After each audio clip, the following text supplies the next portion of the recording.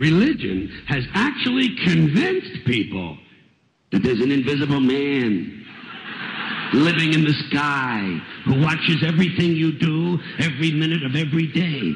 And the invisible man has a special list of 10 things he does not want you to do.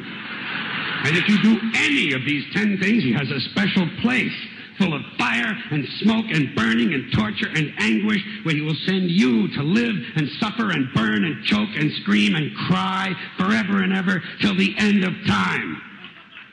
But he loves you.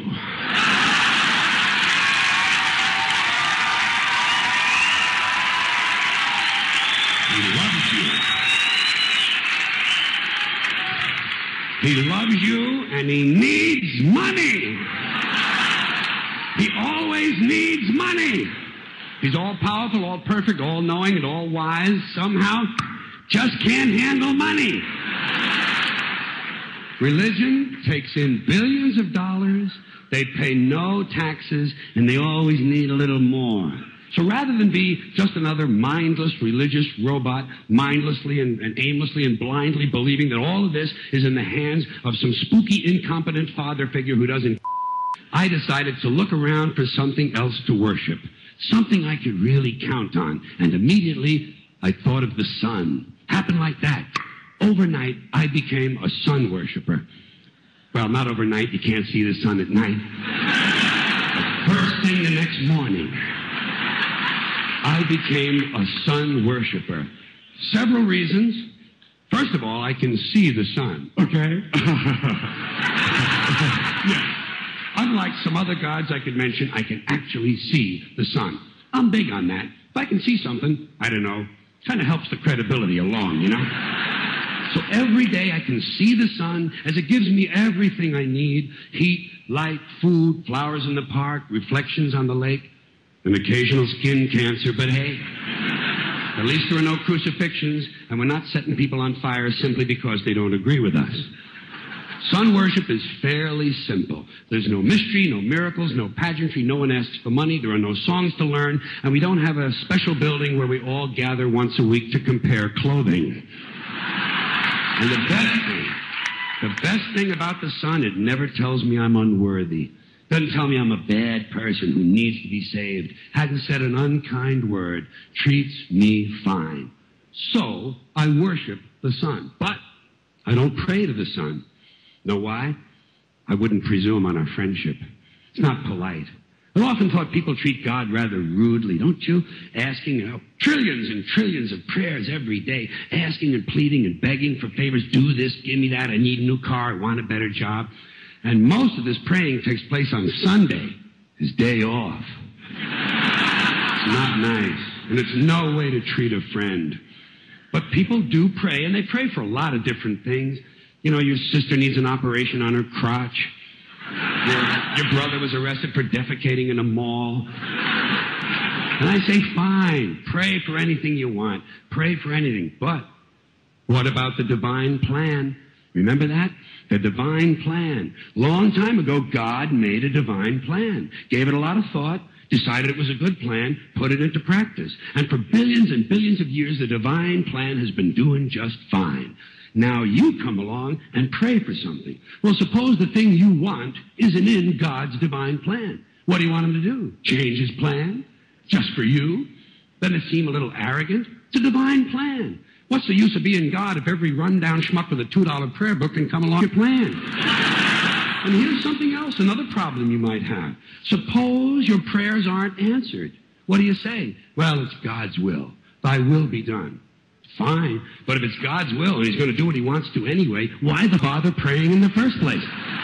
Seems like a big waste of time to me. Couldn't you just skip the praying part and go right to his will? It's all very confusing.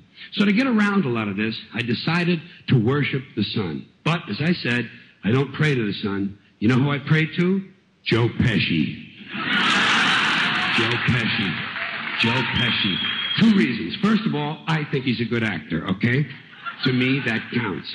Second, he looks like a guy who can get things done. In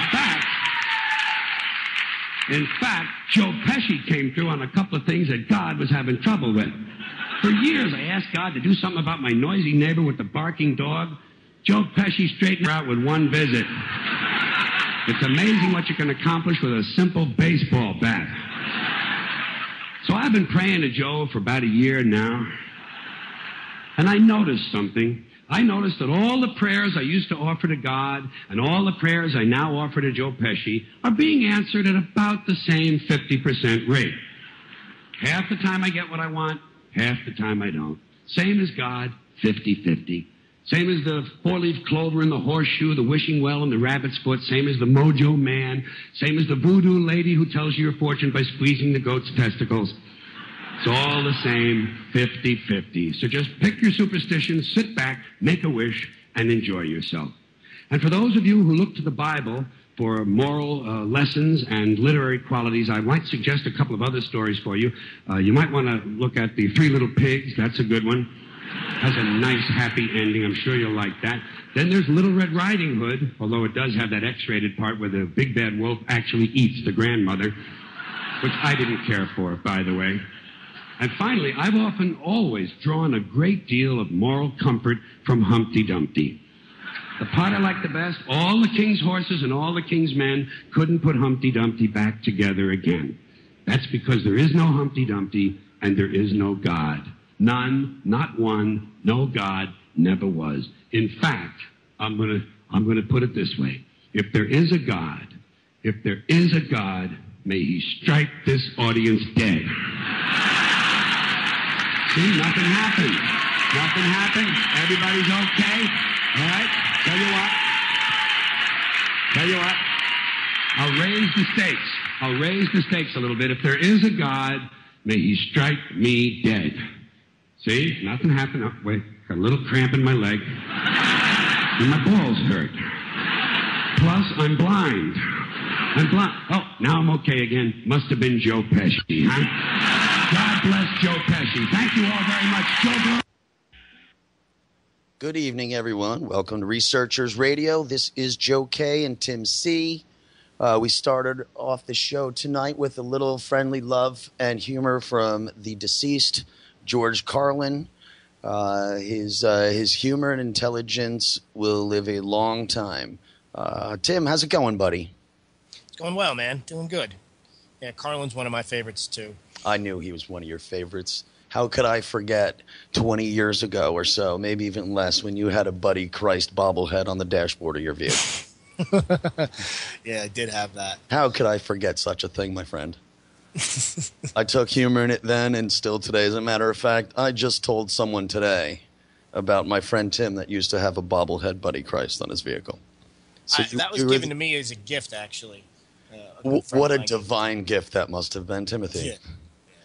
So I was having conversations of the like that were in correspondence to what we were just listening to. And I was aware that you were familiar with that piece. And as of many of my conversations as of late deal with early studies, some of which deal with religion. If you go back in history, you can't help but find a correspondence between the two. The good book is a good book if you consider it to be a good book. But it comes down to, as always, right, Tim? It's your reasoning, right? What is good? What's good to you might not be good for me. But the eternal question is, what is good? What is it to be good? Unfortunately, I would have to say step one for answering that question would be completely removing any desires, any personal earthly desires. As early philosophers have always taught, it doesn't matter which philosopher you want to go to. Every philosopher's goal is love. Love to them is different from love to us today. We really confuse love with ownership. We think love, I love my car. Well, just because you love owning it. You'll be mad if someone kicked it or threw a rock at it. You love your dog. You love your wife. But is it true love, or is it just possession love? Do you love something because it's yours, Or do you love something because you want the best for it, regardless of yourself? That would be what the philosophers would seek out. What is true goodness? It's great to love. It's horrible to lust.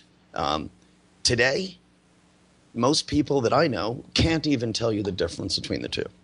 And I can tell you something else. They can care less what I have to say about it because, God forbid, it takes away from what their daily plan is.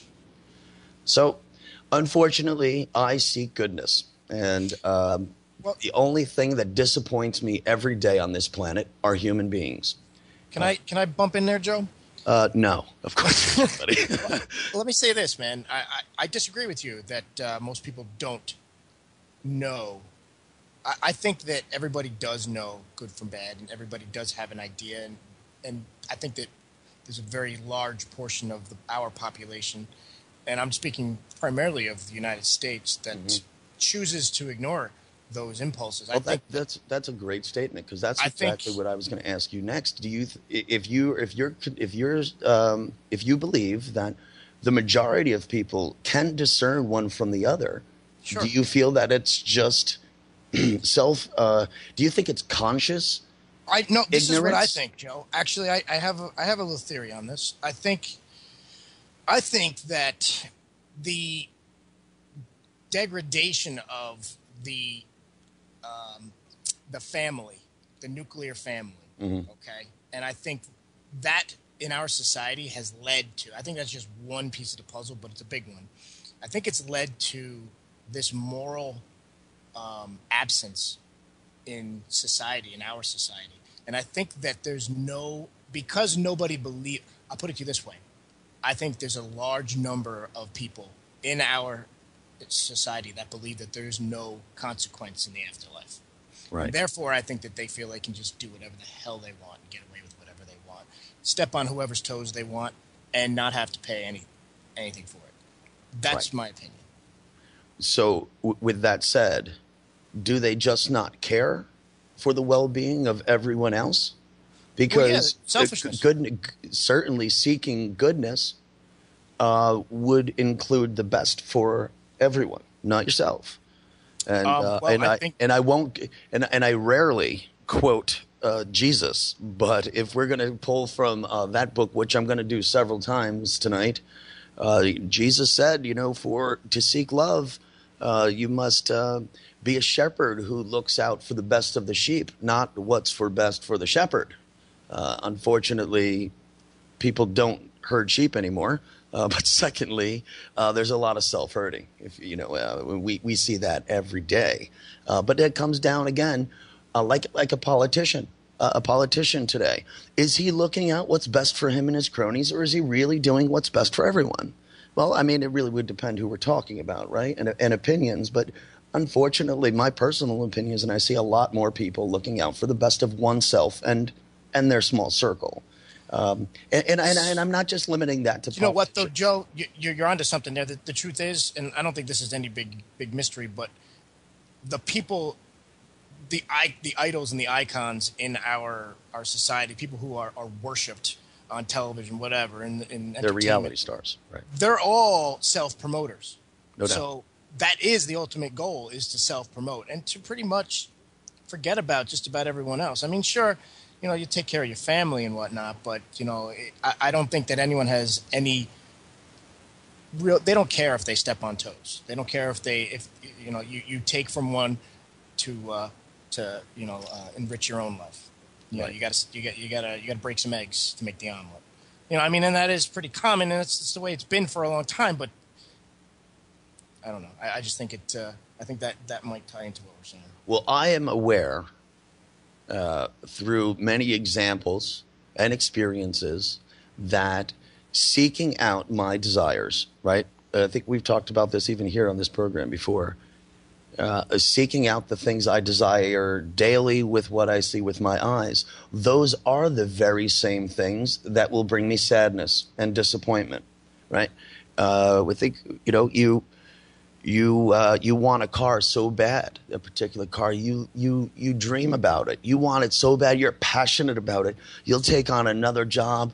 You'll piss off people. You don't care, man. You want that car. You love it. But it fades. It will fade. Your passion and desire for earthly things not only will fade, but they are the same things which will bring you sorrow and sadness. It's the same things every time. So the translations of the early texts and religions that I believe are teaching me to seek divine things, intelligence, goodness, and love. But we must understand what the three are. A lot of people don't like the early teachers I stick to, Platonism, Pythagoras and his followers, that it's, Jove. You seek Jove, Jove today in the English language. And I'm very sorry to tell you people, but just a couple hundred years ago, up until the mid-1600s, Jove, we pronounce it as Jove here in America in the English language. That's what we say. But unfortunately, Jove was Yehovah, okay?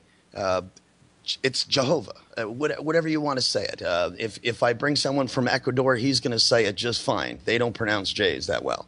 But that's what it boils down to. And Tim, you and I talked about this, and I was telling you that my father, a very intelligent man, one of the smartest people I do know. He could speak on most topics. At least to the point that he's very understanding on all of them. And I do believe understanding really is the key for everything. But we were in a discussion on simple things like early gods. And I have to start there because there's such a misconfusion about there being 9 gods, 10 gods. There's, I call upon the gods to come down. This is ridiculous hearing this story. I don't care what language or civilization you came from, but for about 5,000 years, no matter what god you spoke of, you were talking about a planet, hands down. I really don't know when it changed. In my studies, it's changed about twice. Once around 1500.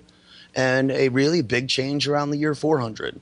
And let's just clarify. God could have been just about any kind of heavenly body. Well, they could have been, but not necessarily a planet. It could have. Well, it could have been. I mean, there were plenty of cultures that worshipped suns. Oh, yeah, but stars. Tim, the great majority of the top 10 early civilizations that we know, there's no doubt their gods were named after planets. I mean, it's not argued. Yeah, sure. People could look it up. I mean, it's real simple. There's our 7 days of the week are named after our sun, our moon, and planets. Every one of them. Like Jupiter. I'm going to talk about Jupiter in a minute. I love Jupiter. Jupiter sees everything. He rounds the world. Takes 12 years. Symbol of all the zodiacs. He's the male figure as opposed to Venus being the mother figure. And Jupiter got to see everything. Let's see. We know in the Norse mythology or early Norse belief, this was Thor. This gives us Thursday. They were this is the male figure, and also in early Sumeria, Jupiter was Nibiru. In today's culture and the people I speak to, Nibiru means there's a big mothership full of aliens returning to planet Earth to do whatever they're going to do. But reading everything I read and knowing the history as I know it, Nibiru was Jupiter in Sumeria. It's very easy to look up. It's a simple search. And I hate to say it, people, but you'll also find out in a simple search that up until the year 1500, Jupiter and Jesus were the same thing. And if I want to take it another step further, Jupiter was known as Zeus, Titan, Osiris, King David, Jesus, Jove, Jehovah, Saint Peter, Buddha. They were all the same. And I'll even take it a little even wilder. To the early Peloponnesians, Jupiter was the Jedi, just spelled the same way as Star Wars. I don't know. I'm not a big Star Wars guy, but I know Jedi is the same. This went on forever, man. This was from the beginning of our time. And if people want to look it up, just look at some drawings from the 1500s when the church was really changing the books. And go to the 1500s, 16th century drawings of the planet Jupiter. There was, for the last 2,000 years, for every planet, which all the planets were also called stars, that there was figures for each one of the planets, whether it be a personification in the human form or an animal form that just gave us a lot of our zodiacs. But if you look at Jupiter in the and I suggest the 15th centuries because there was a lot of art and a lot of good art just on this. You show me the difference between Jesus and Jupiter. Oh, that's right. You won't find Jupiter nailed to a cross. You won't. But you won't find that anywhere before the year 1500 either. So it's pretty difficult to draw. It's going to be very difficult. If you find Jesus nailed to a cross really before 1478, please let me know, because you might have just made a discovery that people have been looking for 500 years. It's not going to happen, folks. Not going to happen. But I say this because, Tim, you and I know we've spoken on the constellation known as the Southern Crux, Southern Cross, if you will. It's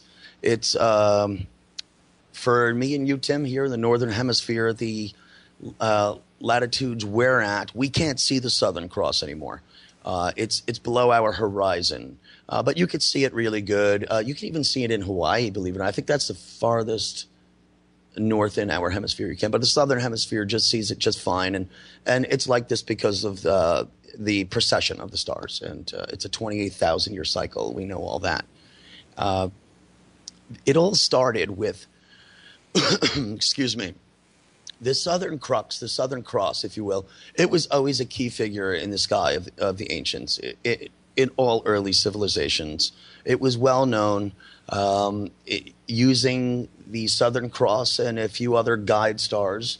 If you were to draw a line from the guide stars through the cross, right where those two lines would meet, that would give you the South Pole. And they also knew over Sirius, our northernmost star, our North Star. Excuse me, I said Sirius. Polaris, I meant. Excuse me. That's where we could find the North Pole.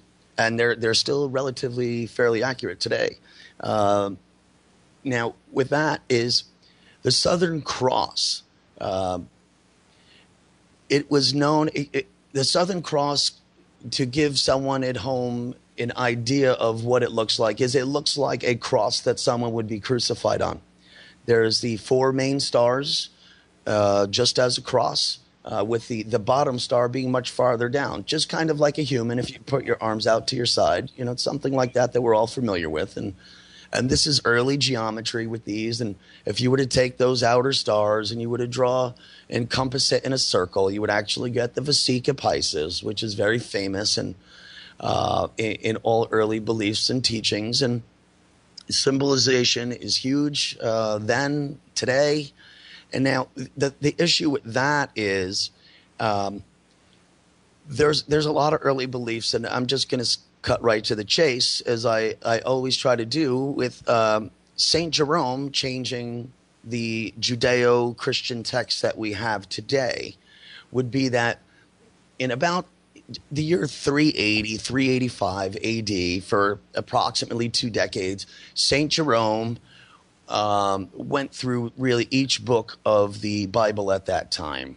And he kind of put it into the way that we have it today. I understand we have many different translations today, but if you go back, there was a Bible. There was a Bible before and after St. Jerome, 2 completely different books. 2 completely different books. Now, I say this time because it's so crucial, this is when the Bible changed for control. This is when it was, listen, everyone, this is the new rule. Okay, forget about what you knew. This is how it's going to be. And they started using figures and personifications as real people. And they started giving rules, reciprocations for these rules. Now, this time is so huge because at this time, approximately the year 400, this is when the Southern Crux, the Southern Cross, if you will, was really no longer appearing above the horizon for people in the Northern Hemisphere. And this, at that time, believe it or not, they considered that to be the Southern Cross being crucified, because it's been crucified. It's been taken from us. And most rudely is how people thought about it then.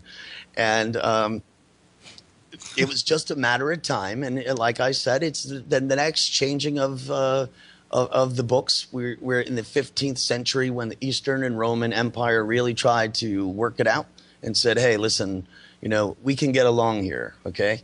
And they had the Council of Florence, and this was in 1433. That's when Emperor Constantine XI, Tim, as we know from the procession of the Magi, that's when we even saw a lot of his notes and artwork from that Council of Florence in 1433. Mm-hmm. And he was an astonishing artist, I might add. Fantastic, man. He drew some nice horses, and I'm not a big horse guy. I just know the difficulty of doing so. I just know that's one of the most difficult things to draw. But his sketches of them are fantastic. But this is when everything changed. And if you really look into it, folks, and I'm sorry to tell you this, and I'm not really trying to take anything from anyone, but my purpose here on earth is straight up the truth, man. If you're not going to give me the truth, just get the hell out of my way.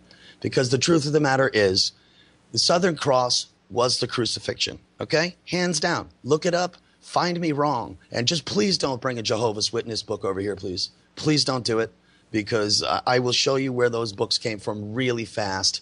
And unfortunately, one of the discussions I had that led to all of this was someone that asked me, have I accepted Jesus Christ as my Savior? I had no idea I had choices. I thought this was my God. I thought this was my Creator, no? So I have a choice? So 1.5 billion people believe in Christianity. The other 8.5 billion people are going where? To hell? Everyone's wrong? Who's right? Who's right? Well, you know what, everyone? Let's trace all the religions back. Holy crap. They go back to early stories, the earliest ones, and they're all the same. Whether it's Sumeria, whether it's the Minoans, whether it's Egypt. Oh my goodness. How is it that all of their gods are represented as planets? It's amazing, because the planets do have influence on everything and everyone. Look at the path of Venus. It's an amazing path. It's an 8-year journey, but what it does is it basically draws the flower of life in our sky. And you don't notice it because, number one, most people today don't even go outside and look up. If I asked the majority of people, is there a full moon tonight? I have no idea. I don't know. I don't know. They don't know anything about constellations. They just know what they're told. So they could follow Jesus if they want. I was raised Roman Catholic. I went through, I made all the stops. I got all the blessings, the baptisms, the anointments. But the one thing they didn't take from me was I was a studious learner and I was observant. And I said, hey, I've heard this story before. And the story I heard is much older than this. How could this be? And then I started finding out through so many things, wow, these books were just changed so much. Now, this guy, Josephus Flavius, in the year 200s, he's known for changing a lot for what we have in the Bible today. Just before St. Jerome, he changed a lot. And it's been known for hundreds of years that he was a complete fraud. The only people that are going to say he's not a fraud might be your pastor or father or priest. I don't know. But most historians are going to tell you it was a complete falsehood. That he was basically a family's historian. Okay? And he picked three of the Flavian family members to be the divine three. And it's no coincidence the first 10 saints were all Flavians as well. It was like a story was made representing a particular family into the Holy Book. And then St. Jerome had to change it around a whole bunch more because it really wasn't working that well. It led to a lot of problems between the pagans, the Jews of the time, Christians. Let's not forget about Christians, because the Christianity that was taught for the first 100 years, for the first 400 years, I bet you about less than 10% of that is even in our existence today. And out of that 10%, I guarantee you it's all completely mistranslated. Well, I think that has a lot to do with the Dead Sea Scrolls, all the controversy and the. Well, I would love to see the rest of them. There's over 50% of those that they're not releasing. Look at how many members of the church and Bible scholars really they pretty much just smashed them, and they still are smashing them. Yeah, they do. They do. I mean, historically, they're a fantastic treasure. I do agree with that. I appreciate them. More importantly, I really appreciate the person that put them aside, or persons, because I always appreciate that in history, where someone finds something so darn important that the lengths they go to protect that's more important maybe than themselves. And I always admire that. Now, the books that are known to us from the Dead Sea Scrolls. There's quite a few books that we didn't know existed that were in there. And there's a few others that appeared that gave confirmation to others. But also, not many stories of Jesus being crucified before the year 1500, folks. Not many at all. A few stories that well, number one, we know embellished on his story. That was a Roman story. You know what I mean? That was a completely Roman story. We had the Eastern and Western Roman Empire, Eastern being Constantinople. There was more Christians in Constantinople and the Eastern Roman Empire than there was in Rome. The Roman Empire to them was just like a little baby. It was not much at all. They knew that they were basically tyrants. They knew that when they were pretty much the cause of the fall of Rome, and then had controlled Rome since about the year 400 to we're getting into the 1400s when they tried to reconcile. And we've talked about this before. It was Rome that was jealous of everything, all the success the Eastern Roman Empire had. And the only success the Eastern Roman Empire had was that they weren't pressuring people. They weren't saying, if you don't do this, you're going to hell. They were basically an encouraging society that wanted the best for everyone. This was a city of a melting pot larger than New York, and there was no wars within the city. They had so many different cultures there for over 1,000 years, and everything was just fine. However, if you're going to look for the Crusades that happened on Constantinople, if you're going to look for the 4 Crusades that took place on Jerusalem, let me know when you find them, please. Because the 4 Crusades took place in Constantinople. You could find that. That's a fact. There's plenty of history on that, even written when it happened. And I could say this because in the year 420, with Emperor and Empress Justinian and Justin, I guess I'd say today in this language, but more or less, in the year 420, Constantinople was declared the New Jerusalem. And Florence, Italy, in the beginning of the 1400s, became the Jerusalem of the West. And Rome launched 4 separate attacks known as the Crusades on Jerusalem, yes. And all 4 of those attacks took place in Constantinople, which was Jerusalem. No one would have been pointing anywhere else. That's it. That was Jerusalem. That's why all the attacks happened there. When they say maybe in the First Crusade they found secrets under the temple of King Solomon. Well, good luck finding that temple because it doesn't exist. And I guarantee everyone listening to the show, they will never find King Solomon's temple, nor anything related to the birth of Jesus or his life. Jesus Christ that we know of, the biblical figure. In my lifetime, you will never find a single thing relating to it. And I won't even waste my time because I already know both sides of the story. I already know the one that I was taught through the Roman language. And you know what? The victor always tells the tale. So if you want to know the truth more often than not, go find a historian that lived at the time who was on the losing side. He'll tell you a whole other story. And more often than not, it's the accurate one. So good for me. Byzantium, the Constantinople Empire, had fantastic historians. They had all the schools, all the books. They had the ancient magical mystery schools of Egypt there. And when Constantinople fell, where did all those Egyptian mystery schools go? Well, they went to Baghdad. And I'm sorry, people, I know everyone at home, you really hate anything that has to do with the Middle East. Unfortunately, that's where all the wisdom went. And so when the Arabs came and the three magi brought all these gifts, do you really think that happened in the year zero? Well, good luck, people, because I'm going to tell you something.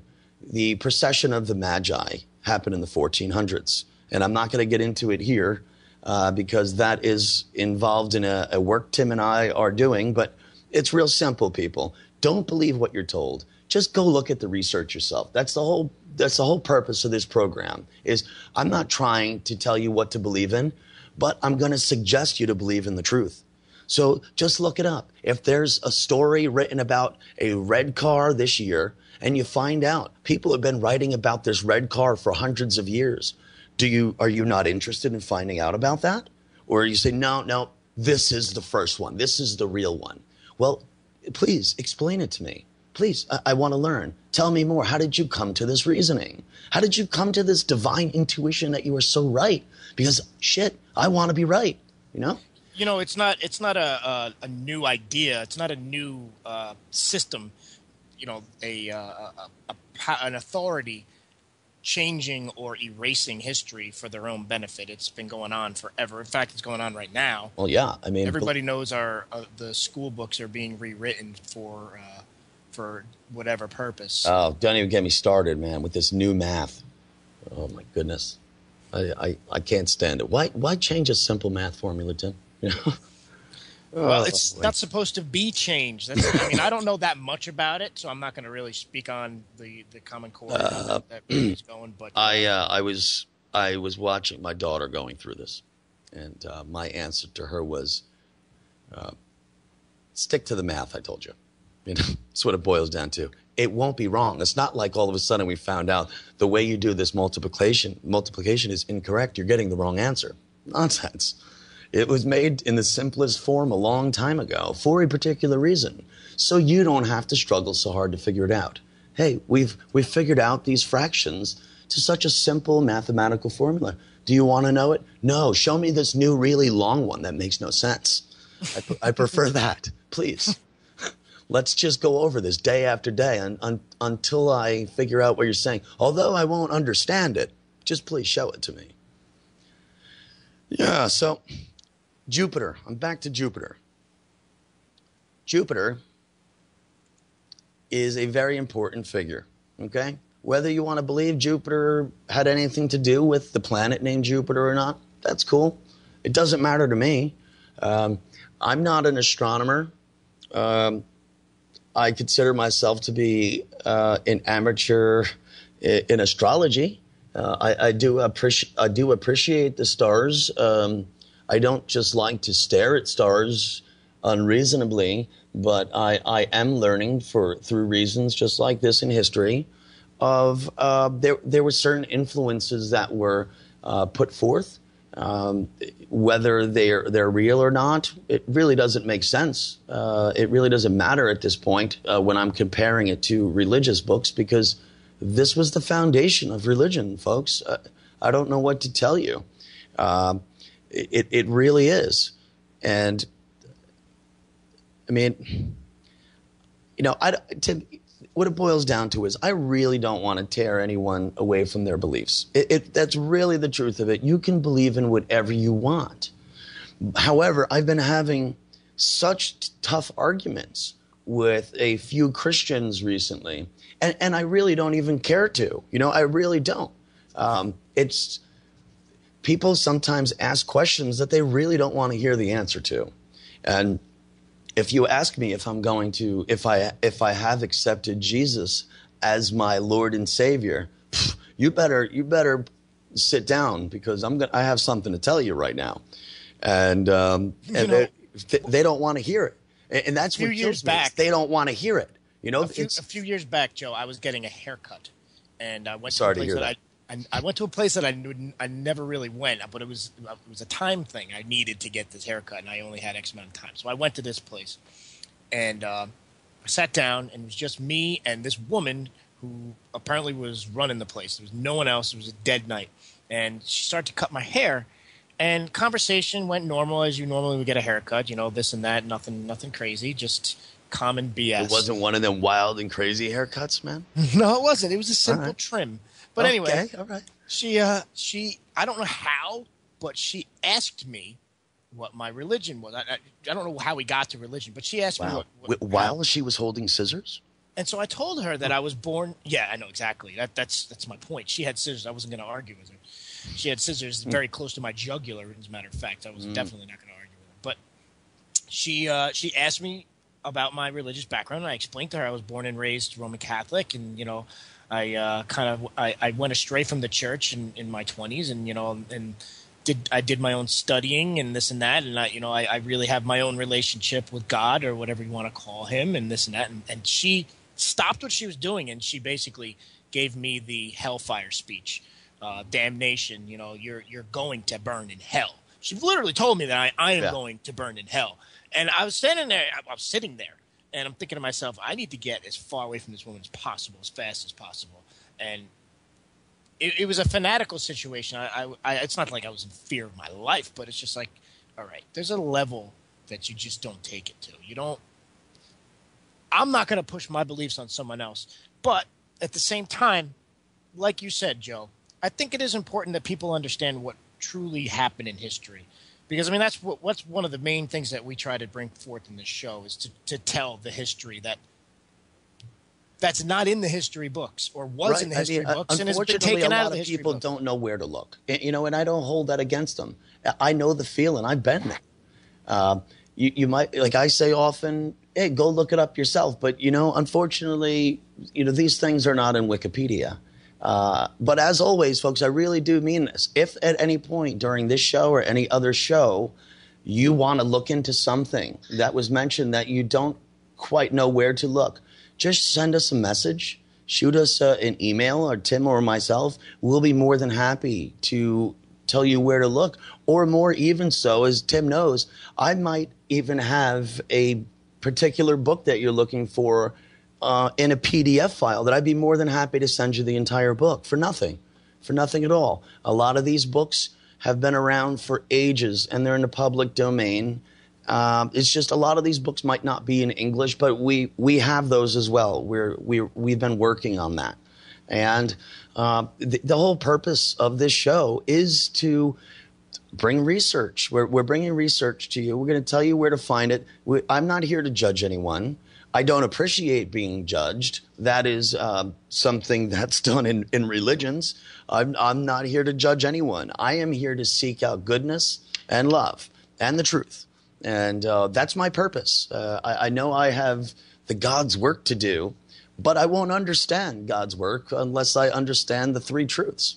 Besides that, I'm just going to be chasing around wanton desires that will endlessly just disappoint me as time goes on. Tim, you know what I'd like to do before we head to the break is, because of my appreciation for Immortal Jupiter, I would like to play a short little clip by one of my dearest philosophers, Marsilio Ficino, who might help explain this a little more.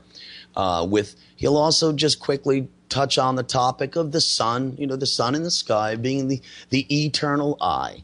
And if you don't think scientists believe that, find me a top scientist who believes in religion. Secondly, why is it all expressions, scientific or not, relating to the sun have to do with the eye? A coronal mass ejection. What is coronal? Well, it's an eye term. They're all eye terms. Why is it the solar field is called the ductoria of the eye, like your eye duct? It's all the eye. Scientists are well aware of that. That's why they name anything that has to do with the sun similar to a medical term relating with the eye. Okay? And this is nothing new. This is an old story. I'd also like to believe that certain people with just a higher intelligence level of understanding, if you will, they don't need to be told this. They can completely make all of this out for themselves. So without further ado, let me just play a little clip here of one Joe, of my... Before you go. Yeah. since you threw it out there, if any of our listeners do want to reach out to us on any of the topics that we discuss, you can reach us on Facebook, Researchers Radio Live, or you could go to Joe Kiernan's YouTube page, actually. A lot of people reach out to him there. Yeah, you go to my YouTube page, which is Joe Kiernan, and you can send me a message there. You can find me, Joe Kiernan, on Facebook. Send me a message there. Tim, you're on Facebook. Tim Callahan. Big Tim Callahan. If you can't find him, you can find him through me on Facebook too. Or you can go to Researchers Radio. Go to Researchers Radio Facebook for another option. There are ways to get a hold of us, and what it boils down to is we do this to return. Okay, we want to give back. You want to help. You want help finding something or understanding. That's why I'm here. That's the whole purpose of doing this. So Tim, I'm going to throw this on because I have deep love for early philosophy, and it's time to get going on this before the break. Here we go.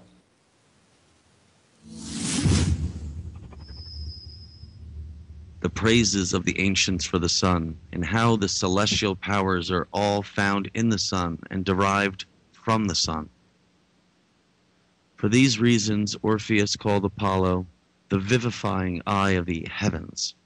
And what I am about to say is taken straight from the hymns of Orpheus. Quote, "The sun is the eternal eye, seeing all things, the preeminent celestial light, moderating heavenly and worldly things, leading or drawing the harmonious course of the world, the Lord of the world, immortal Jupiter, in the eye of the world, circling round everywhere, possessing the original imprint in whose image all worldly forms are made.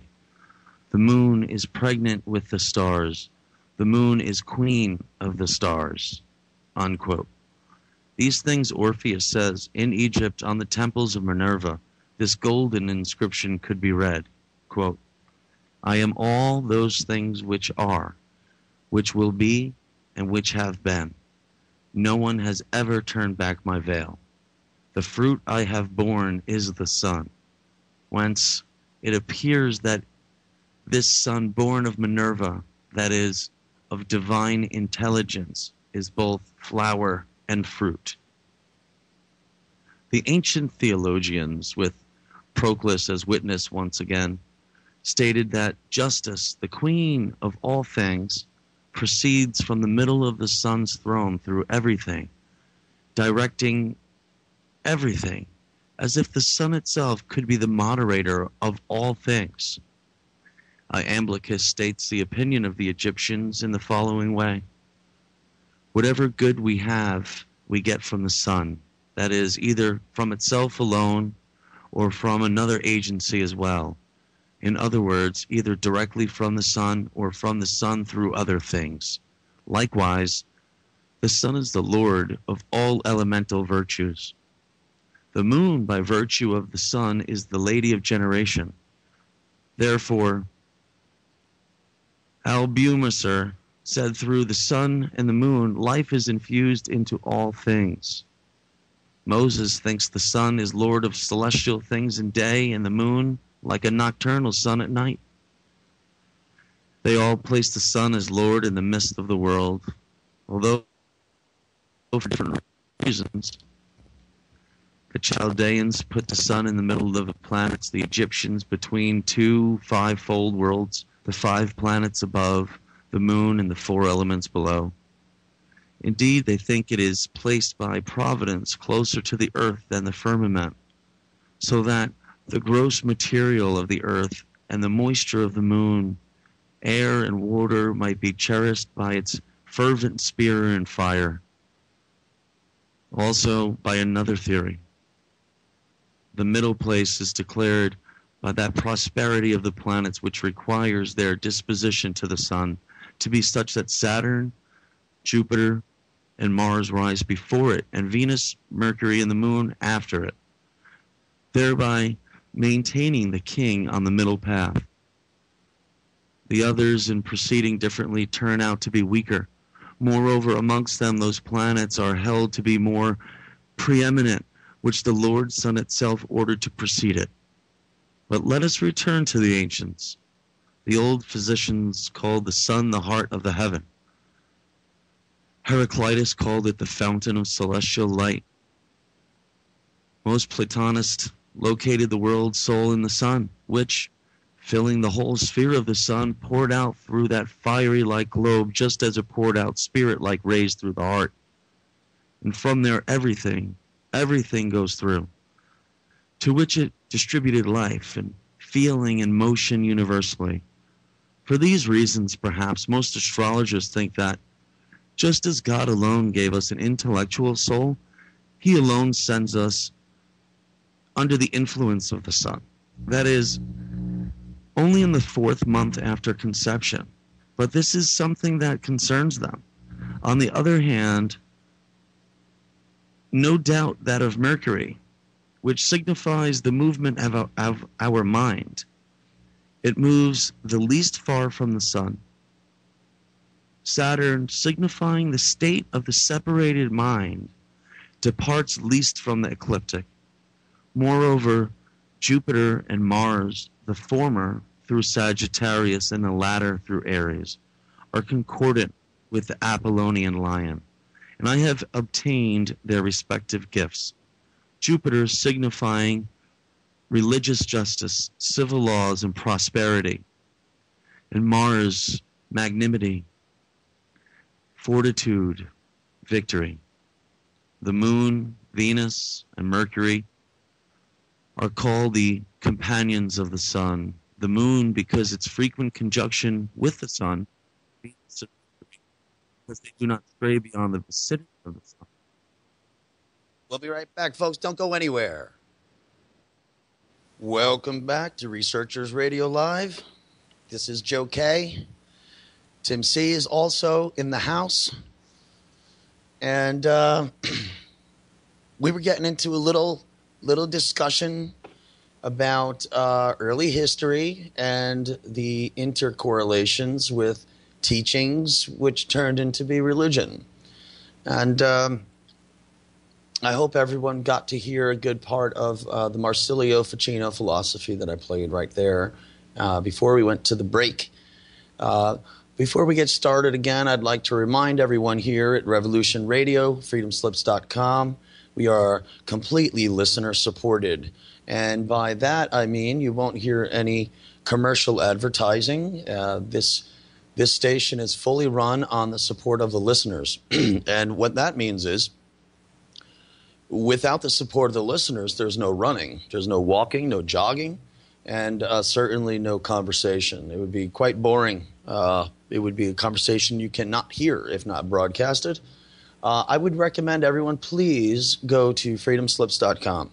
And two things. First of all, I really do mean it in the most sincere way. We really do appreciate your donations, and every dollar definitely has a home. So don't feel obligated. Say, I don't have $20 to spare this time, or $50. Really, I really mean it. If you could only throw a couple dollars in the hat, it's well appreciated, and I will thank you in advance. Thank you very much for your concern, appreciation, and care. I also recommend you please go to the chat room, where you'll find a lot of fantastic individuals, quite lengthy, and never a shortness of intelligent conversations. And reason being is freedomslips.com can currently run Studio A, Studio B. So what that means is there's two shows going on at the same time. So there's going to be at least two conversations going on, and maybe even a little bit more. And if you got something to add, please get in there and type it. You could interact live with the shows, which a lot of other broadcasts cannot do. A lot of other broadcasts might not quite be live. Tim and I are bringing it live. Revolution Radio as a whole brings it live. It's what we do. It's what we are driven by. It's our passions. And with that said, Tim, how are you, man? How was your break? It was wonderful, Joe. Oh, man, I'm glad to hear that, buddy. I don't know if you heard, but I'm kind of getting my voice back a little bit. Yeah, you're almost there. I'm almost there. You sound like you're you're turning 14. What a horrible age, man. What a horrible age. But my voice is coming back a little bit. Unfortunately, there will be no singing tonight, but that might be the best for everybody. Seriously, though, it's good to have you back, man. You were out of commission for quite a while there. I know it's really been over a month, and I'm not 100%, but I'm definitely feeling better. When, as you know, for the last week and a half, I wasn't getting worse. You know, Joe did not have Ebola. No, I had no Ebola. I did not. I won't. I'm pretty sure I won't know anyone who has Ebola. I'll never know anyone who has Ebola. Ebola's been going strong for 40 years. I have never met anyone with Ebola. Second, I don't know anyone who ever knew anyone with Ebola. You know, I'm not concerned about it. Tim and I grew up in New York. Flights have been going back and forth from Western Africa to New York for 40 years. No Ebola. No Ebola. I mean, there's every other disease you want in New York, you know, or don't want, I should say. We had... but, you know, throwing Ebola in there, I mean, really, who cares, man? You know, I mean, it's really not going to do anything. Listen, if you got Ebola, just stay where the hell you are, man, you know? This lady, okay, the lady that was really defiant about her quarantine, Tim, if I could quickly comment on this. Quarantines have been around for hundreds of years, and it's a very simple purpose. And some people who are on the lower end of the IQ scale still have no problem understanding this process. It's quite possibly going to save thousands of lives, just to be sure. And this lady knew that. You know that when you're going over there. You know when you come back, you understand the purpose of quarantine. That's what they do there. Okay? Someone's got Ebola there. The first thing they do is quarantine them. We understand that. If there's other members of their household that they're not sure they have them, they're quarantined to control it. We understand that. That's the first step in the care. If she wants to be defiant and arguing, that's all fine. But she's missing the whole purpose of her whole job. It's confining the disease, for God's sake. What's the big deal? Just shut up and do your 21 days. I mean, everyone else has to. If I went and I did it and I came back and they said, hey, you know, we have to be a little cautious with you. We have concerns. We have to quarantine you. I would say, you know, that really stinks, but I understood what I was getting into. I understand that. You don't want me running around and going and doing this and doing that. I understand. It's part of the deal. You know, I don't know what the big problem is. Well, you know what the problem is that she's got an audience and she knows it. Well, that's part of you know, the problem. put your ego aside, because if you're in that medical field trying to treat and contain this disease and possibly eliminate the disease, she understands just as well as anyone, confinement is step one. That's all. That's all. She should understand it a hell of a lot better than the average person. Well, porta potty, running snake, whatever the hell you got, you understand that's the purpose, right? You understand why you're being quarantined. I mean, you're quarantined. You don't have any say about it. That's how it goes. We're very concerned. You can possibly spread it. We're not sure. We need to confine you. I mean, everyone gets confined. I mean, it's just how it goes. We learned a long time ago, if you don't quarantine, you're not going to have any control of it. Okay. Joe, what do you think about the Obama administration making that statement saying that we're going to bring more people from West Africa to cure them here or to treat them here? What do you think about that? Well, I do think it's all.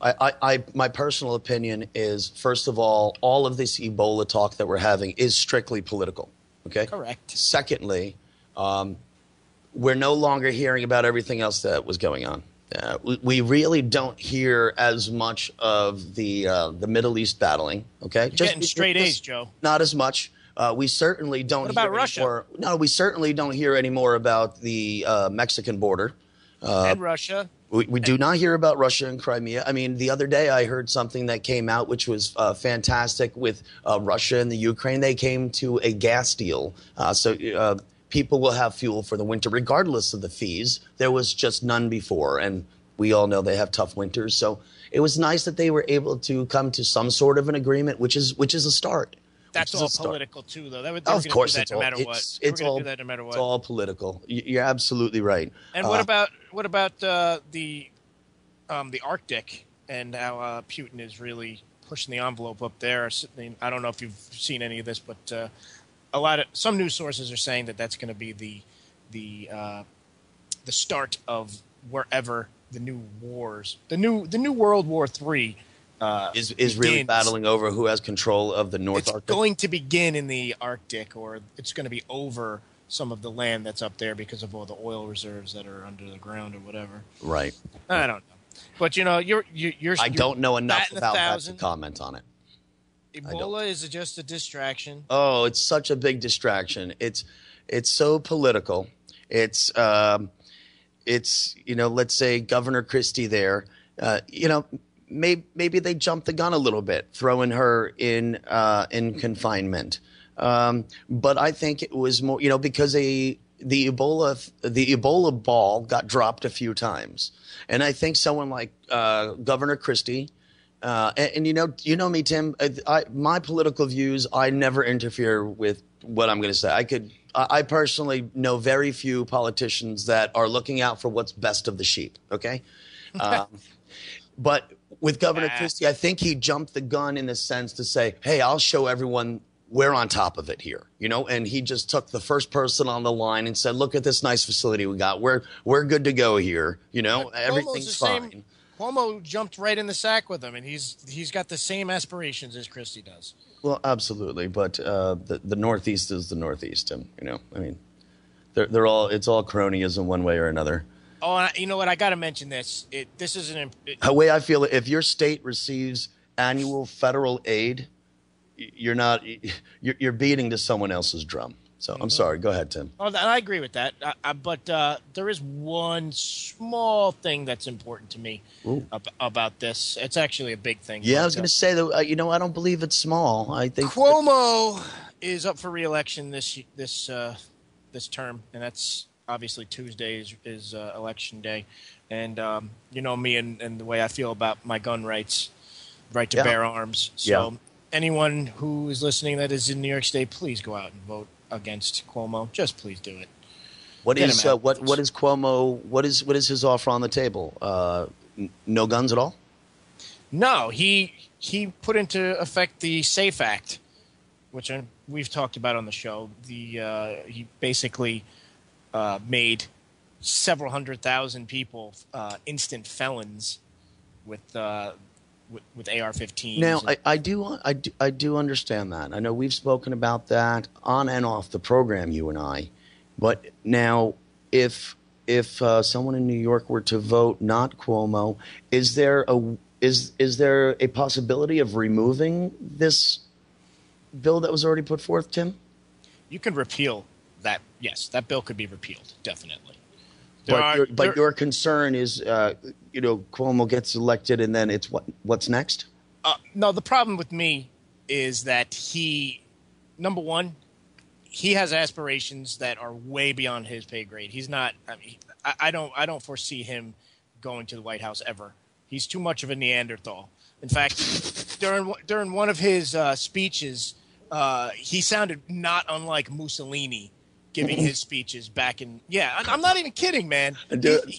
He's awful. Listen, I was laughing with humor, not against what you were saying at all. No. Good.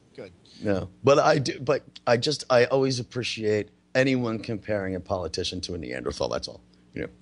I find humor in it any time, buddy. Yeah. Well, we need to put him down, get him out of office as soon as humanly possible. That needs to happen. I just had a conversation a day or two ago, and it was in regards to I've been to New York several times in the last year or two, and I'm from New York originally.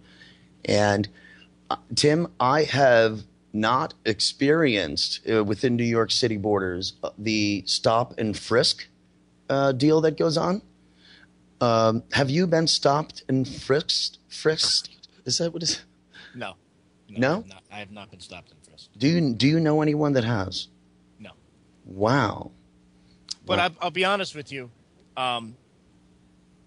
I foresee a problem with the stop and frisk. You think? I see a little problem here and there. Oh my But goodness! look, I see jail time because look, here's the my deal, answer man. was I don't care who you are. If you stop me and start rifling through my pockets and juggling around things within my pockets or between them, I'm punching you dead in the face. I don't care how big your badge is. I'm knocking you out. You know, and hey, I might go to jail, but I'll tell you what, no cop is going to come up on the street and grab my junk. I am going to knock you out every single time.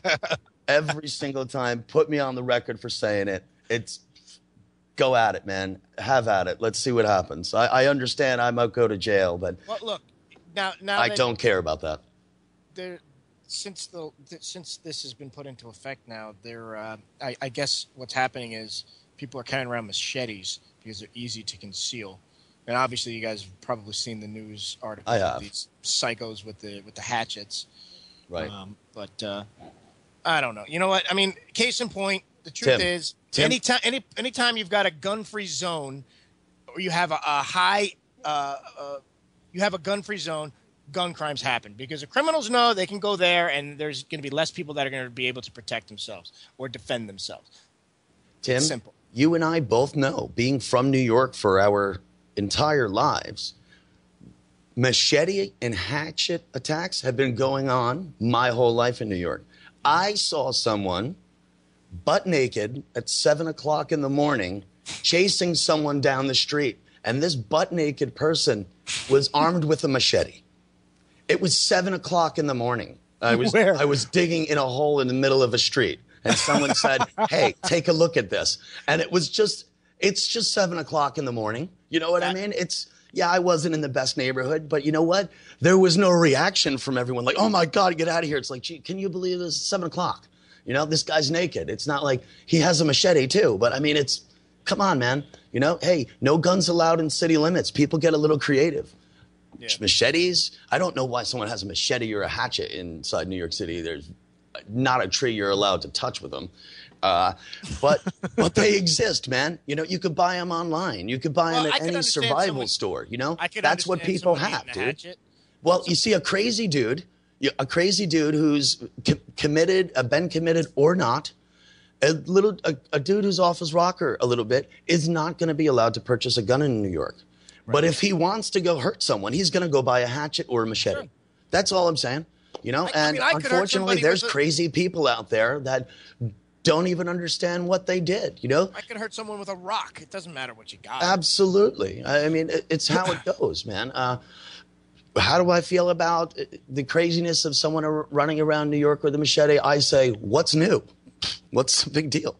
I don't know what to tell you. Why did he attack some cops? I don't know. I could tell you a couple things.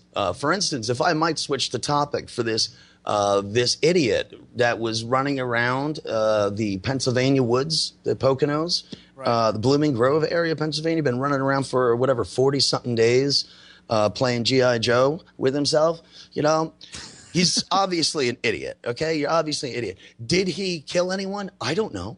You know what I mean? I don't know. I really don't know. I know what he's accused of. The news story says he did, yeah. Well, maybe he did, dude. You know what? Maybe he did. I don't know. But I could also tell you something here. The cops that found him first, right? The ones that said, okay, that's the dude. He identified himself. He was laying on his belly. He laying face down on the blacktop and identified himself, so the cops came over to him. All of those injuries on this dude's face happened after that, when they were smashing his face into the ground. Okay, here's my problem. Number one, why were they able to do that? Well, because it turns out legally a fugitive is not allowed to look in the face of a police officer. Wow. So that's what you do? Here's the deal, dude. That dude has rights. More importantly, what I'm more passionate about is there are laws for the cops too. You can't just go hurt someone. You don't know if that dude's guilty. You have no idea. Your job is to serve and protect. That's for both sides. Everyone has rights. Whether I believe he did it or not is completely irrelevant. He has rights. You do not have the right as a civilian or working for the civilian as a protect and abiding police officer, you have no right to injure anyone on your own will, out of your own anger, out of your own retribution, whatever it is. It's off limits. If anything, that cop should be kissing his butt, saying, yes, sir, because you know what? Until he's found guilty in a court, he's innocent, dude. Innocent till proven guilty. This is America, Jack. And unfortunately, cops don't have to follow laws anymore. And this comes back, like I said, if by chance I get stopped and frisked, it's freaking go time, man. I'm tired of people thinking they're above the laws. There's laws to follow, people. It's called society. It's called civilization. Okay? If you want to live on your own, follow your own rules, get out of town. Because there's rules here, dude. That's how it goes for everybody. I don't know why it is that politicians and authorities feel that they have different rules. It's absolutely ridiculous. Your jobs are to protect the rules, to ensure them. This is the judiciary system. You know, this is the execution of the process, man. It's real simple. What is going on these days? I'm not concerned about people with hatchets. I'm concerned about people doing whatever the hell they think they can do, and they don't have to answer for it. This is getting ridiculous. I have to answer for so many. You know how many times I have to prove myself innocent? It's like in a normal person's life. It's you're guilty until you're proven innocent with everything. Papers, taxes, you have to prove everything. But for them, they don't have to say anything. Just do whatever they want. It's almost every single branch of the government, every type of authority is just being stretched. I mean, if you think about it, like the executive branch is acting as the legislative branch. Absolutely. And that, I mean, they're just really just going way above and beyond what they're allowed to do, what the power that is really vested in. And, you know, it's coming down the line. The truth is, the police departments, they see this. They see the way things are going, and they know they can get away with it. Well, that's what's it's too bad. You want to know why? They'll get away with it because no one will say a damn thing. No one will say, everyone's going to say, yeah, I'm glad they beat that dude up in Pennsylvania. Well, you know what? I could see where you're coming from. But by making that simple statement, you just threw out everything that you argue and fight for every other day of the week. Like gun control. You want to fight and argue about your gun control? That you feel that's illegal? You feel that's against your rights? How about this dude? He was laying on the ground, belly down, surrendering himself. There's no need to come over and smash his face in a blacktop like that over and over. I mean, listen, like I said, I don't know if he did it or not, but that's completely irrelevant. I just know there's not a police officer inside this country that has the right to hurt someone out of their own anger. If by chance that is the case, that you hurt someone out of anger, you better give up your badge because you just went against the oath that you signed on for. That's the oath. That's rule one. Rule one. That's all I'm saying. If you can't follow the rules, get the hell out of the way. That's it. Politicians and law enforcement. I mean, it's real simple, man. And unfortunately, I guess it's going to have to be me speaking up about it because no one else does. No one else does. It's just, you know how I feel about it, Tim? Well, look, let me say this much. Okay. In recent times, I've witnessed a couple things that have really pissed me off about police officers and the way that they've, handled themselves. Now, I try my best to follow the rules. I had my times when I wasn't following the rules, but I'll say this. I was driving down the road, and I actually mentioned this on the show a while back. I was driving to work one morning, and I witnessed a cop. I guess they were getting ready for a raid. He was pulling, his AR-15 out of his trunk, and he aimed it up at the sky and pulled back the charging handle to put a round in the chamber. Right, loaded the chamber. And he aimed it at the sky, and this is a very populated area. And I thought to myself, man, that is rule number one. I mean, God damn it, that right there. That's the problem. Like you need that gun anyhow, Tim. Like he's a cowboy, and that's the problem. Is that you're putting people at risk doing that, and you're making a really bad example. And people who do follow the rules and do use really due diligence, and honestly, I am extremely careful when I handle a firearm. Extremely careful because you got to understand how dangerous it is. You know the business of that. You know he should know that better than me. And to just aim it in the sky and do that. He's supposed to have been trained for that. Right. That pisses me. It was supposed to be instinct. Yeah. But it's ego. It's ego. Yeah. Back to what we were talking about when we first started. Well, selfish desires, cravings, and whatnot. Absolutely. I'll tell you what. One of the things that sicken me most about people is the fact that they can't even recognize their own ego problems. It comes down to know thyself or inner reflection, whatever you want to call it. If you're not aware of your own actions and how you act, you got big problems. Like if I were to tell a cop, hey, do you know, like, you walk around fixing your belt all the time, sticking your chest out like it's really macho or something, and they were to say, no, I never recognized I did that. I'd say, well, how do you not? You do it 500 times a day. You know, how do you not recognize it's not your all own cops. mannerisms, for goodness sake? Look, I have family members that are cops, that are good Oh, cops, you and me that are both. family men. From That Irish New York family. I'm loaded. Yeah, it's not all cops, but it's an alarming large amount of them, and that number seems to be growing. But you also got to remember that things in the news get fuel. They get fueled by mania, the mass mania, and when there's an injustice, quote unquote, it's going to get politicized and it's going to get thrown. It's going to get thrown. So the flames are just going to get higher and higher and higher. And it doesn't make this situation any better. So then what does this vote matter for anybody, Tim? Oh, what does this election matter for anyone? Well, like I said, my biggest Why should problem someone with him, vote? He claims that he's lowering taxes, this and that. He's starting jobs. Come on, it's New the York. fact of the matter, he's not. Taxes. He's not lowering taxes, Right. and he's It's not New York, creating dude. jobs. They'll never go down. Business has been very difficult for me. I own my own business in New York It's not State. just you. I know many business owners in New York. Right. He has not made life easier for me. Tim, I know a few larger business owners. They say the same thing as the smaller business owners. They're choked from the top to the bottom. Right. So, I mean, there's a number of reasons why we should go out and vote on Tuesday. The midterm elections are more important than the political election, the presidential elections. My personal opinion is it doesn't matter who I'm going to vote for. I have no say in anything, and nothing will change. If nothing will change for the better.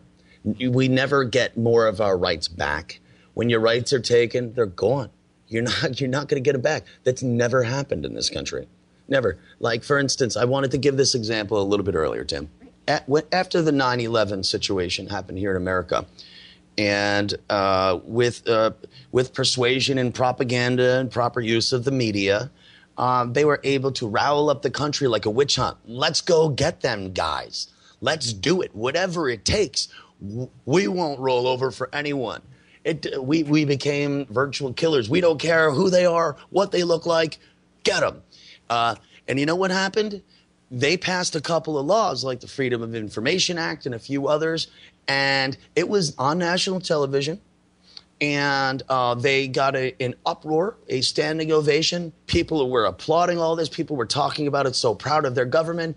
And you know what? At that time, when everyone voted for all of this and everyone stood up and applauded, at that moment, you just gave away all of your rights for everything that's used on your cell phone and your internet. And so then when Snowden came around a year ago and exposed that they're using all of this information for nefarious reasons, and we said, hey, that's illegal. I said, all of you idiots, you gave a standing ovation for that. What are you talking about? I've had this argument with you before. Yeah, people are just too blind. Stop hearing what people are telling you and look at it yourself. When 9/11 happened and the Patriot Act was brought, I'll put it to you this way. Anytime that you've got a round of applause from both sides of the aisle, it's probably not going to be good for the American Someone just public. got it really bad. That's what it means. But beyond that, they didn't sell it as broad as it is. And nobody realized how important our cell phones were going to be 10 years later. Nobody completely grasped that. No, I don't care if you say you did. Nobody knew that we would all be on our cell phones every 5 seconds, because that's literally how bad it is now. Just Steve Jobs, maybe. Maybe. But the point being is that when we gave up those quote-unquote rights, we were really just thinking they sold it as one. They sold it as one. It was a bait and switch, man. It was the oldest trick. Oh, the old bait and switch. The old Texas two-step, huh? Mm-hmm. Well, that's too bad. And I'm going to remind everyone in this election year, don't be a dancer. No Texas two-steps, man. My problem, Tim, is, honestly, I don't think we're really ever given good candidates. And I say we're not given good candidates because, listen, let's just say people in the powers that be say they want Hillary Clinton running for president next election. Well, you know what? She's going to somehow win all the primaries and all of this, and she's going to be right there on that ticket. You got no say in it. You really don't. Well, that's why I was saying the midterm elections are more important than the presidential. Well, you really have more say in your local. I hope you're right, but I mean, I really just don't see anything changing. Like there's a process that's going on today that doesn't matter who's in office; it's going to go on. You know, there's just too much involved, is what I'm saying. It's become too big of a problem. It's not a simple solution. When I hear a politician say, "I'm going to change this, this, and this," I say that's impossible. You just can't. You just can't. You're going to, like Obama, you're so stuck on working on this or getting health care for everyone. He let everything else go. You know what I mean? Just fighting away on it. It doesn't matter if it was him pushing or the reverb effect of people pushing back. All I'm saying is so many efforts wasted. The funny part about that is the effort was all in just publicizing it. It was just selling it. That's what the effort was. There was no effort in putting it together. Obviously, the website was crap. And the fact is that program was written probably years ago when Hillary Clinton first thought about it. Well, what her quote, we'll just say her people came up with that. So they really just dusted off the whole plan. They had it already put together. They didn't put my all personal this effort opinion. You're talking about. It's just another way they're trying to get every single citizen to pay more money. It's what pay more money and also to have more power over us and more knowledge about every single. They're going to have their hands into every facet of our lives. A lot of our former politicians are pharmaceutical company owners, such as Dick Cheney. Mm-hmm. He owns a big chip in the pharmaceutical business. So if everyone had to have this particular insurance and they're supposed to be using certain medicines and they have contracts, as we all know, they had all of that in place. It's just an endless amount of free money that will just pour in forever is the way they see it. I have rights. If I want to go see a doctor, that's my right. You know, I don't feel I have to pay an insurance that's put on top of me just in case I need to go see a doctor. I mean, it's absolutely ridiculous. You can't do that to me. I'm not going to do that, no. But here in this state, we don't have to. South Carolina, we're in some silly loophole that no one in this state has to follow that rule. And we've been told by our government not to do so. So my state government told me, do not get yourself involved with it. And I said, okay, you got it. And I know, but my state's a tough comparison, Tim, because this state is ready to step out of the union every day. You know, this state was the first to secede from the union 150 years ago, and they're ready to do it right now. I mean, as far as I know, this is the only state house left in the country that flies the Southern Cross flag that you might know is the Confederate flag, people, with the cross and the 13 stars. Where does that come from? It's on it's on Australia's flag, England's flag. Southern Cross is on Brazil's flag, Tim, right? Argentina. My goodness, there's a lot of flags with that Southern Cross. I didn't mean to return to it, but no, let's it's the truth. I was getting bored of this political crap. Well, let's get off of it because this was an exhausting conversation for me because I honestly feel there's not one single good politician in our country. And I will quote Plato in referencing Socrates. I refuse to dirty my hands with these people in reference to discussing politics because they're just, listen, they're shepherds, but they just care about themselves and the other shepherds, man. All the other sheep, you're just sheep, man. You come and go. You come and go. So anyhow, Tim. You were saying Southern Cross. Oh, Southern Cross. My goodness. Wow. What a history on that Southern Cross. It's too bad people are unfamiliar with it. But again, like I said, people are completely you don't have to care about the zodiac and all the constellations. People feel that they only need to learn them so they could learn astrology, so they could hey, I don't need to learn it. I don't believe in fortune telling and this and that. Well, I mean, that's fine. It's a matter of fact, the early masters I study would say the same thing. Some of them felt there were great purposes in certain degrees and angles on which the stars, or planets, if you will, where they were lined up and the influences they had. The Egyptians believed there was 10 planets. There's the 5 above, the sun, and the 4 elements below. Every civilization had them all. And I don't mean to go back to it, but Nibiru, the return of Nibiru, I mean, that's like, you know how everyone's waiting for the return of Christ? Well, everyone, the return of Jupiter, let's get back to it, man. They were one and the same. To the early people who wrote the biblical text we have today, there was no difference between Christ or Jesus, Nibiru or Jupiter, all the same in so many early civilizations. So when we're waiting for the return of Jesus, it's probably the same people that are waiting for the return of Nibiru. I mean, like I said, unfortunately, every discussion I hear about Nibiru has to do with aliens. And it does bother me a little bit, Tim, not just on that degree. I mean, I won't go into a conversation about aliens, but, I won't run from it.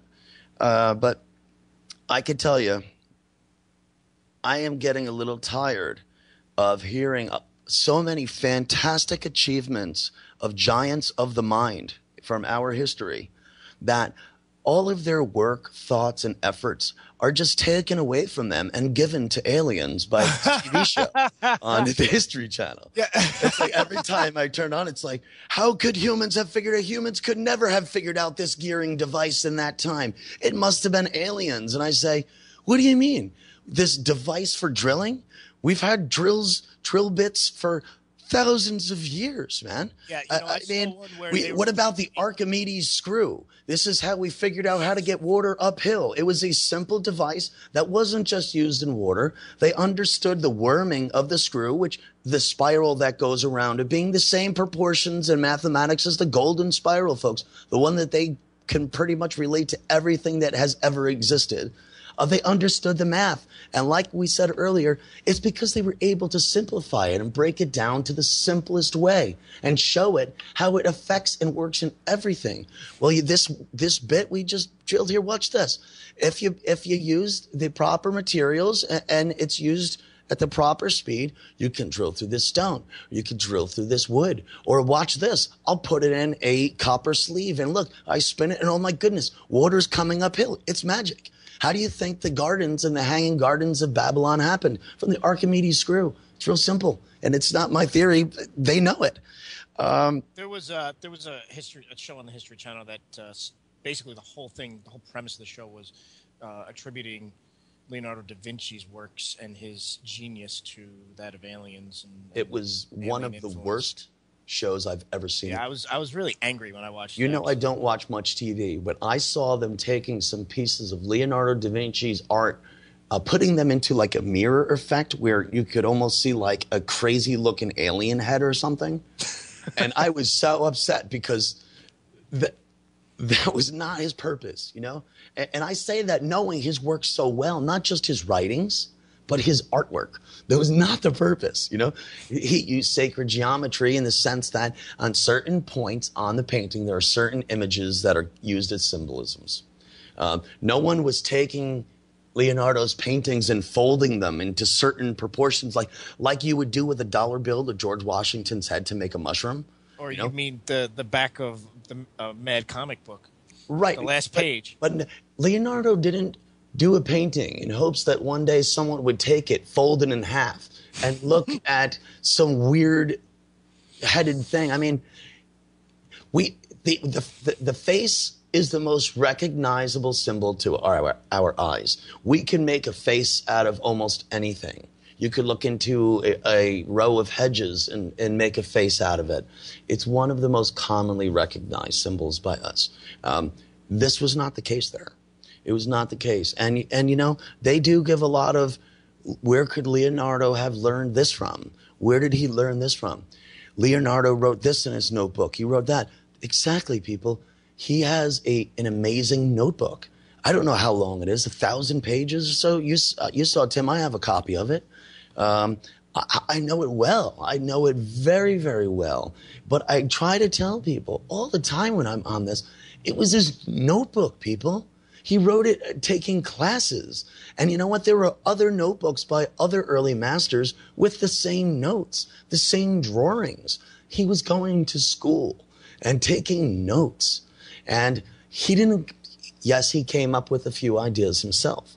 However, specifically relating to that show, Tim, there were several things that were mentioned during that show that, how could Leonardo have come up with this? An alien must have intervened. But you and I both know, we've looked at these earlier works because Leonardo had a fantastic list of the books he kept. And in those books is a great majority, especially of the things that they were putting on TV that aliens gave him. You know, certain things like a Vitruvian Man, he could not possibly have known of these proportions. Tim, you and I both know there was a Vitruvian Man before him, and there was an even earlier book from the 11th century AD, an Arab book that was in Constantinople, of all of the same proportions, you know, and the medical books were fantastic. I happen to have a few images from the same time, the 10th century. Fantastic medical books like of the eye, let's say the eyes, where they have the whole entire eye dissected and every single part of the eye labeled, and the ducts of the eyes, and all of the crazy wiring behind the eye and where it went to the brain. And they've been there, done that. Leonardo was dissecting people because they had access to books, but they had no one who was practicing these things. They needed answers. They were trying to progress, you know. They weren't just saying, hey, an alien told me to carve up these bodies and I'm going to make some freak species and we're going to come harvest gold soon. Not the case, man. Not the case at all. And I say it in defiance because you're taking so much from someone who works so hard to accomplish that. Just putting it to aliens is absolutely ridiculous, you know? That might be fine, but you're going to have to give me one example of it. And it's not going to be folding a Leonardo painting so I could see some crazy... Like, I think, if I'm not mistaken, Tim, the image I saw when they, like, pressed that Leonardo painting together, it kind of looked like that the judge at the end of Pink Floyd The Wall, you know, that judge, the cartoon character that defecates on the dude, like talking butt, you know? The alien image that was shown looked just like that. But again, I don't want to harp on it. It made me sick, man. It's just, it's a shame that I have to see so many wonderful accomplishments taken from great minds that I have to see that on the History Channel. That's all I'm saying. It shouldn't be on the History Channel. If so, I'm going to push harder for a show to show everyone that these were human accomplishments. And I hopefully will be able to give examples on how all of this was simple. Because, you know, the answer was simplify, simplify, simplify. For everything. And why?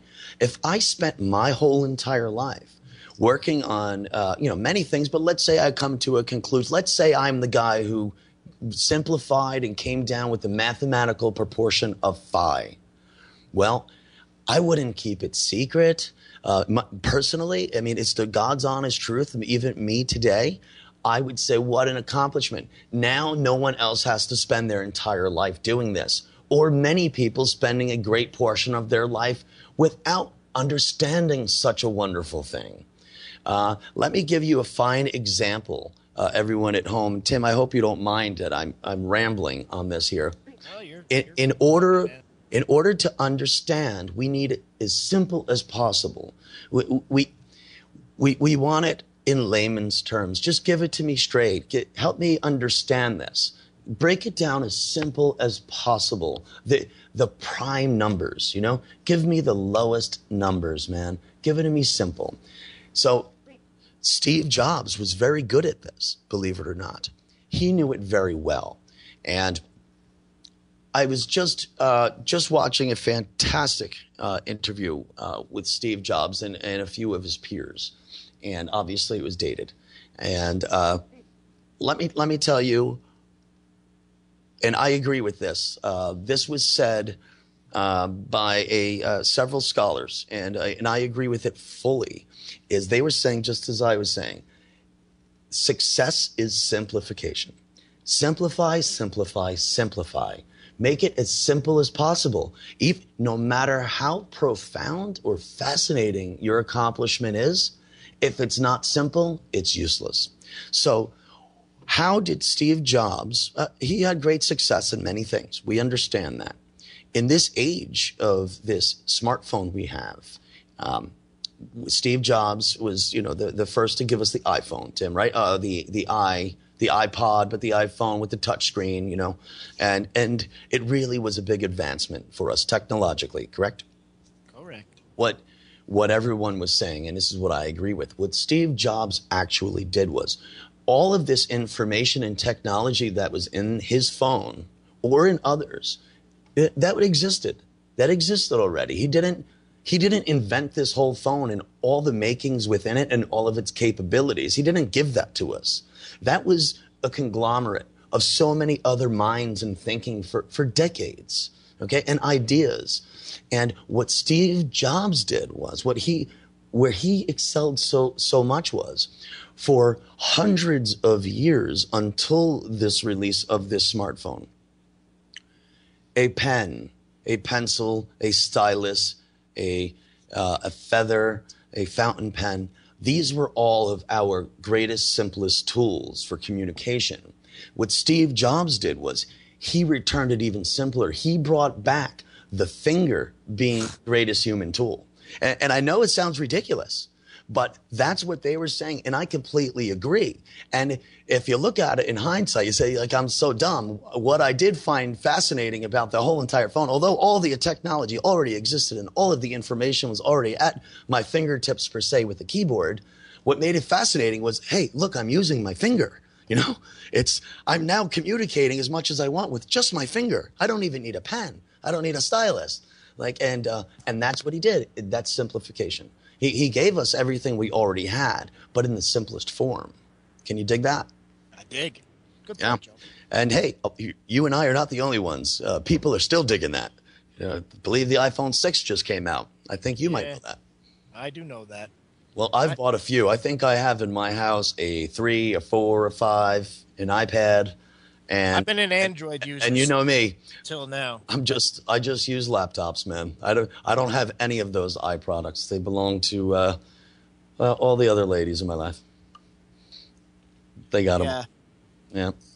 So be it. It's okay. I have to have access for work. I need certain. Oh yes, we all need. I know. Yep. I know.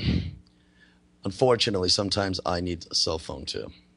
And I really can't stand it. But I'm one of the few people in the world that use the cell phone for what I thought the original intentions were. Like, hey, if you're in your car and you break down, right, I don't have to walk 5 miles to a payphone. I could simply sit there in the comfort of my vehicle and make a phone call. I don't have a cell phone, so I could drive and continuously talk everywhere I go. See, I'm the person who prefers to speak when I have something to say instead of just speak to say something, So I use the cell phone for when I need it, I don't use it for gossip, I use it as a tool, if you will, And I'm one of the few holdouts. And I'm pretty stubborn, so I think it'll last a little bit longer. But I don't have a job where I have to have that, I mean, people do have to get a hold of me, but I'm old school. Hey, if I didn't answer the phone, I hope you leave a message, whether it be with the person who answered it or on the voicemail. I was about to say answering machine. That's all. I was going to say, I hope you left it on my answering machine so I could play the tape back. Oh, man. You know what? I think I'm going to buy an answering machine now. Yeah. I could probably find one. I'm finding one, man. Oh, yard sale. You get them for like $1, I'm sure. Yeah. I'll find out. I'll keep you dated on that. I'm actually going to do that now. Now I have to, just because. I'm going to get the oldest, biggest answer machine I could find. Like, I hope it takes a VCR or a beta tape in it. It's going to be massive. Wait till Cindy sees this one. She's going to flip out. My kids won't understand it. You know, it'll be 100 times bigger than their iPhone. It does nothing. You know what I mean? They barely worked. Oh, God. More effective to them. I mean, seriously, when they look at an old piece of electronics as like a kid, you're right, they don't know what to do with it. They wouldn't know that, oh, you have to push this button this way and you have to pull the lever here. And it's right. pretty amazing watching kids look at old stuff. Right. It's funny. Well, my kids, my two older ones, they did fairly good when I went through the evolution of music with them in regards to recording. Like, they understood the album,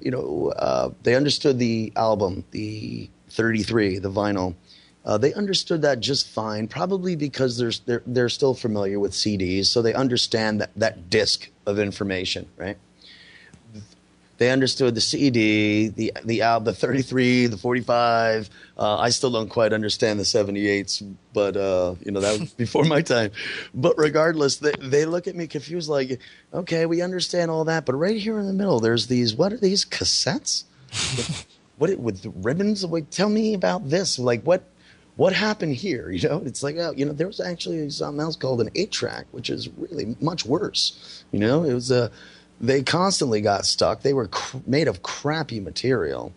But the cassettes were the next big step. And I tried to tell them about it, and they just didn't understand. Like, they gave me a look of disappointment in us. Like, but why? but like, I don't understand. Like, you went from this disc to this thing, back to a disc. I'm like, yes, we did. And we actually were on that cassette for a long time. I said, actually, when I was in high school, I remember buying a car. I mean, like, I hope it has a cassette player because I just don't want AM or AM FM in my car, I hope it has a cassette. It was a big deal. And that might have been one of the dumbest things I ever said to them. They looked disappointed, like, really? I'd like to see you explain to them how you would put how you put a tape into a car stereo so that you could play your CD. I won't. They would be very upset with me to learn that. They would be very upset. And it would skip all the time. Yeah, but hey, man, you're talking about those Discmans? You remember that? I do, dude. I think I remember when you got yours. Yep.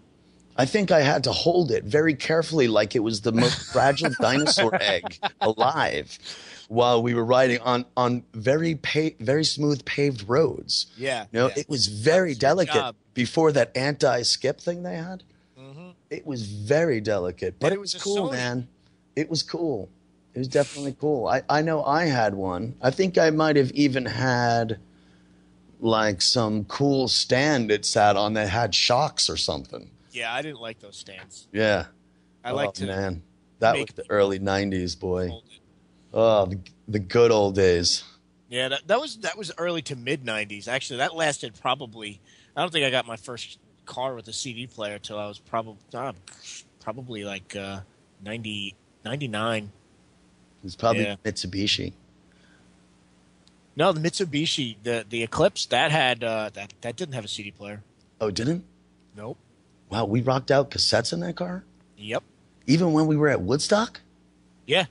Wow. Yeah, we did. Awesome. Very cool. I did not know we were doing the cassettes there. Well, but I remember having because I was a little outside my body at the Woodstock Festival. It was very hot. Let's say that it was a very hot weekend. We're speaking of I was sweating a lot, and there was all kinds of chemicals pumping through my veins. Yeah. That was like a 2-week-long party. Oh, it was fantastic. We didn't go up there that long, though. Yeah. I think that might be the last time I, like, kind of lived semi-wilderness. I don't think I've been out in the wild like that for a while because that wasn't any kind of camping. Like, No. it was a few times, I know, you and I had, like, said, hey, let's go walk through the woods a little bit, you know?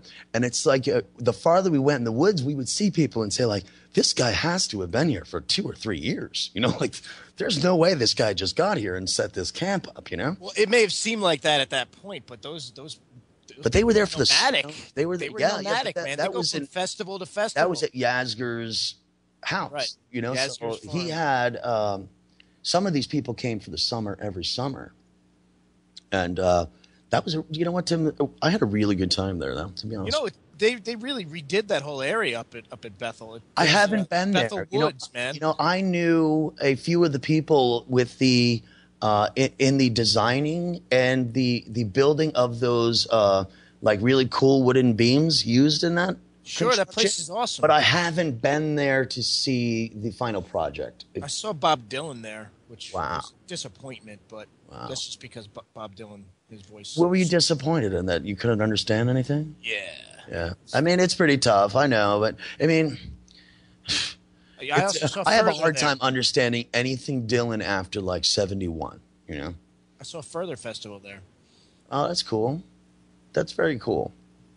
I would like to make it there. What is it called? The Bethel Woods? Is Right, that? Bethel Woods. Yeah, I hope to make it there one day. I do. They did a good job with it. Well, it's just usually when I catch a show in New York, it's in the city these days. But you do have a few good places because there's a few places to hold venues in your area that didn't exist when I was there. You know, it used to be you had to go to into New York City, or like the Poughkeepsie Civic Center, Mid-Hudson Civic Center. I know you and I caught a few shows there. I think who did we see there together? Did we see the Grateful Dead? Bob Weir. Bob Weir. Okay. Rat Dog. It wasn't Rat. Oh, good call, Tim. I saw there was a member of the Dead there. Yeah. Bob Weir. He was the youngest of the crew. He was a young buck, man, but he's an old dude now. He's still rocking. I wish I could have seen Bob Dylan in his early days, but I'm a big fan of Dylan. You know that. I think he was a fantastic musician, awesome songwriter, and an incredible storyteller. You know, that's you know, if you're not singing about love, you're telling a story. You know, and I love a good storyteller, man. Neil Young was a good one. Bob Dylan, Snoop Dogg. Oh man, Snoop-a-loop. But those parties up at Jazzger's farm were quite a spectacle because you really see that new neo hippie culture. Yeah. Well, that was the thing. There's a lot of people, that started taking part in that have that almost don't even care for the hippies. You know what I mean? And that's what got a little disappointing for me because I was clearly after the hippie movement, but I had no problem being considered one. You know, I was completely fine with that to a degree. I guess I'd still be fine with it today. I really don't care what anyone would call me anyhow. I've called you a hippie. No, I'm sure I wasn't bothered by it. I'm sure I said thank you. Thanks, Tim. Yeah, little hippie. Well, usually we have some. Usually the show's wrapped up by now. I just looked at the clock. So before I get pulled off here, Tim, I just wanted to thank you once again for joining me on the show, and I'm happy. My voice is coming back. I'm getting some of my vigor. My vigor is returning, and